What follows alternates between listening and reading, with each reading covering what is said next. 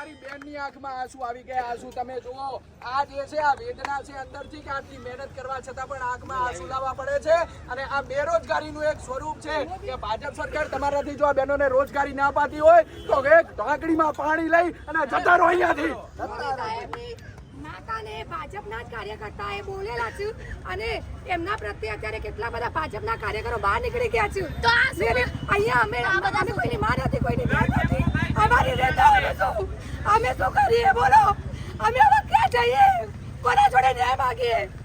અમે અત્યારે રડીએ છીએ એકલા. કોને કહીએ અમારી વેદના?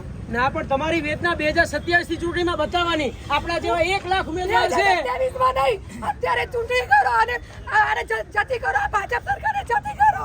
અમે કંટાળી ગયા નથી. સત્તા પરિવર્તન પરીક્ષા આપીએ છીએ. એક પોઈન્ટ થી રહી જઈએ છીએ દર વખતે.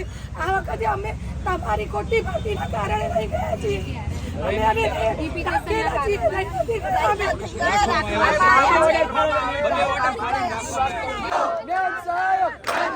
શિક્ષા કોની? ગુજરાત માંગે. ગુજરાત માંગે. સહાયક